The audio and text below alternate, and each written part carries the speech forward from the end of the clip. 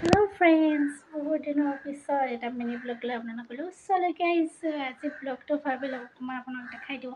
কেতিয়াবা নিজৰ ঘৰতে কিছুমান সৰু সৰু বস্তু নিজে নিজে হৈ যায়, তো ভাবিলোঁ আজি মিনি ব্লগটোত মই দেখাওঁ যে মোৰ ঘৰত নিজে নিজে কি বস্তু হৈছে। তো তাৰ কাৰণে আপোনালোকে ব্লগটো চাব হা। মিনি ব্লগটোত দেখাই আছোঁ যে কি বস্তু হৈছে।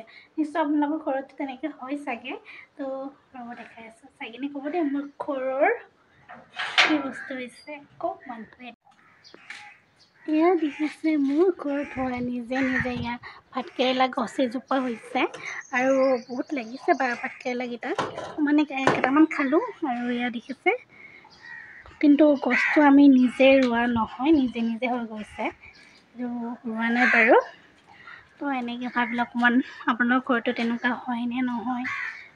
বহুত ফুলিছে, ফুল হৈছে, এনেকৈ হ'ব আৰু অকণমান অকণমান সৰু আছে, সৰু হৈ আছে, দেখিছে সৰু হৈ আছে, মানে লাগিছে বহুত ফুলিছে, কিন্তু এইটো মানে হোৱা নিজে নিজে হোৱা গছ। আৰু এটা বস্তু হৈছে দেখাম ৰ'ব, নিজে নিজে হৈ গৈছে এইবিলাক। এডাল হৈছে আমাৰ পাণ আৰু তামোলৰ গছ। ভাবোঁ সদায় ভাবোঁ যে অকণমান অকণমান দেখাই দিম মোৰ ঘৰত কি কি আছে। পাণ কিন্তু বহুত আছে, কিন্তু পাৰিবলৈ দিগদাৰীৰ কাৰণে পাণটো পৰা নাযায় আৰু। এয়া দেখিছে ফুল গছো নিজে নিজে হৈ গৈছে, একেবাৰে ৰোৱা নাই।